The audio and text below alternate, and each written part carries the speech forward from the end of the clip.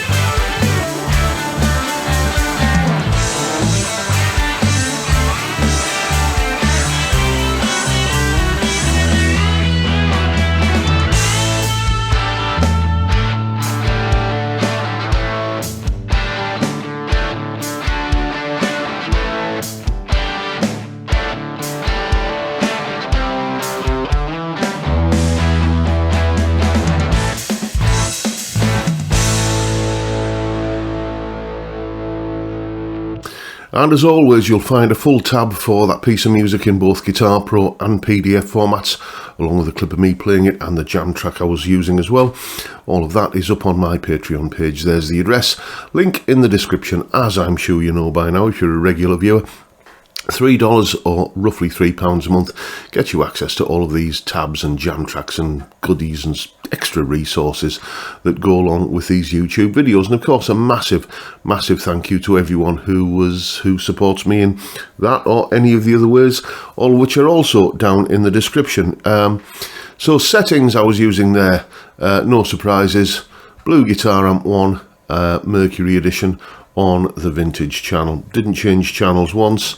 All of the necessary kind of variations in gain and tone and everything were coming from the guitar. I did add some effects in the mix down.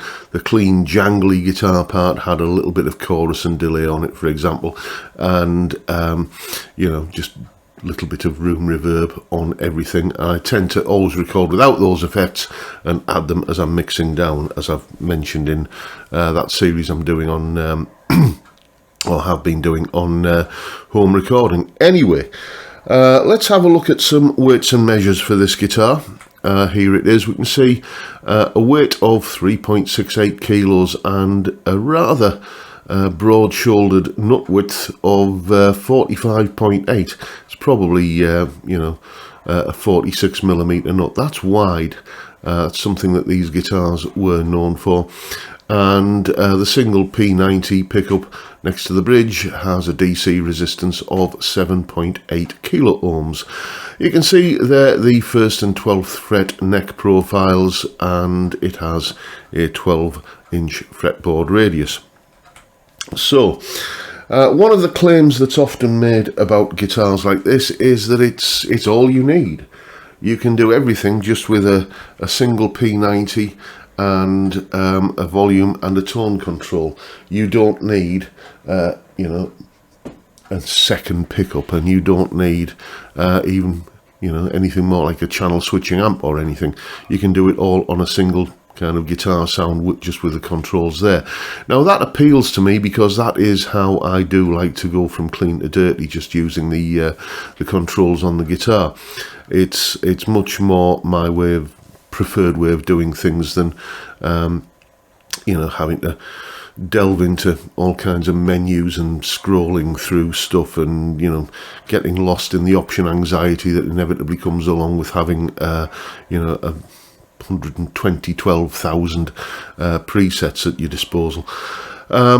So let's just put that to the test. Here I am a little while ago, just going through some clean jangly chords and a little bit of edge of breakup, kind of riffy sort of stuff, a classic rock bit of lead, and then back to the sort of clean jangly thing at the end.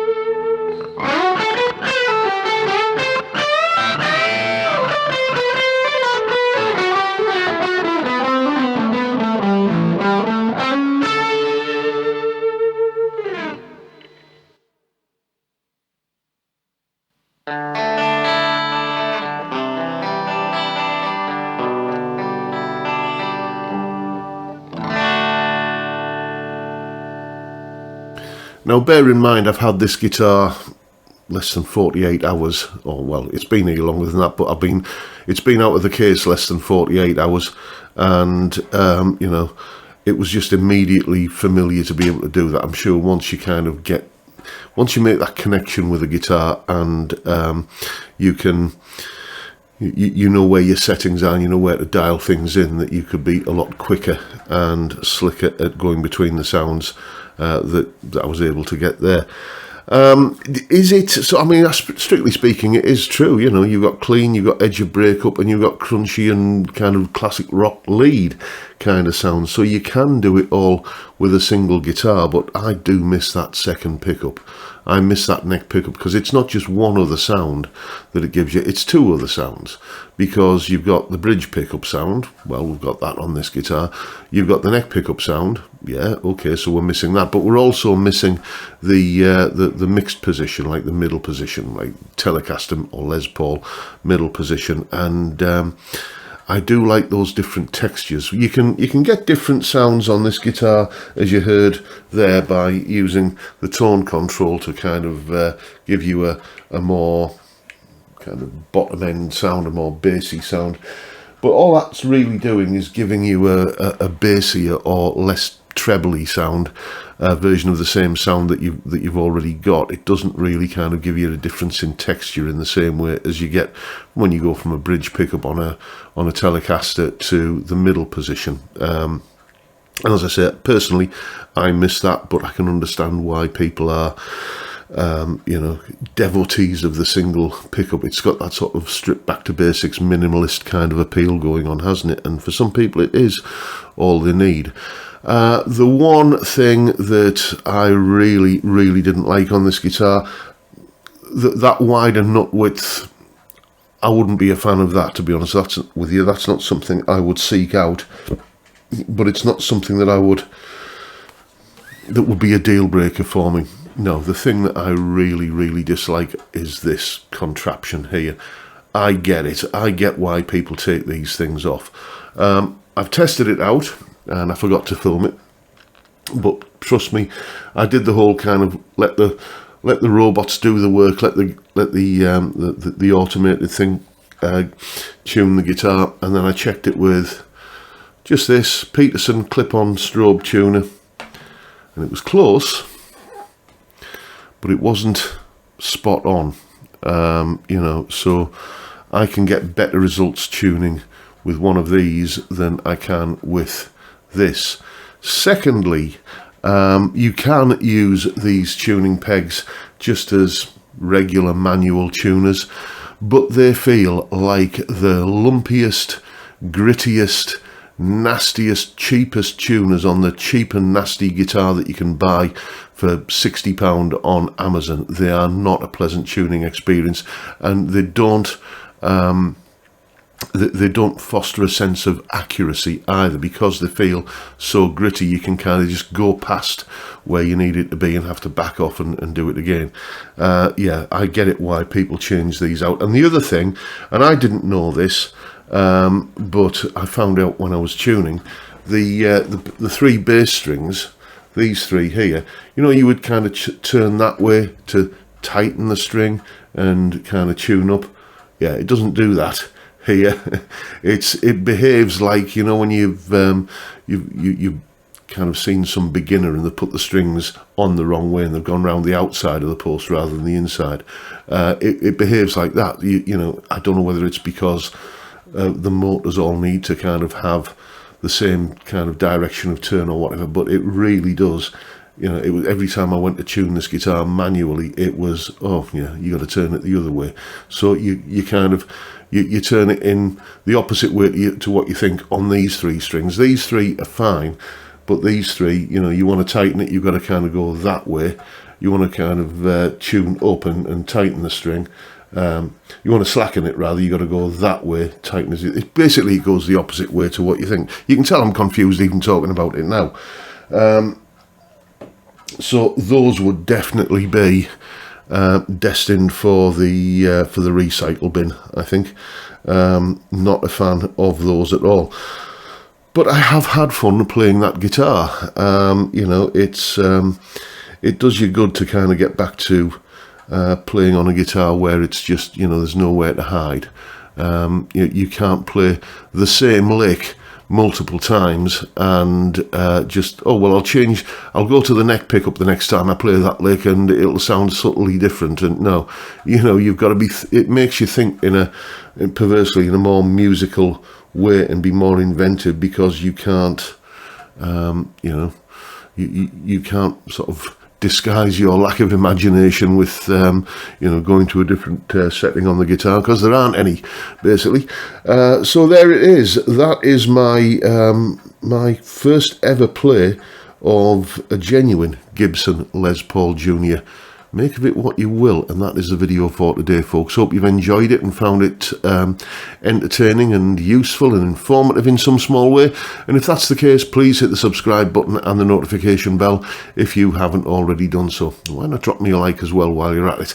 And of course, don't forget the live stream every Friday, 5 PM UK time. Beer and chat on a Friday. That's all it is, but it is a great way to kick off the weekend, and I'd love to see you there if you can make it. But for now, I'll bid you all a good day and say thank you so much for watching. Thank you for your time. Look after yourselves, folks. Stay well, stay safe, and above all, stay sane. Bye for now.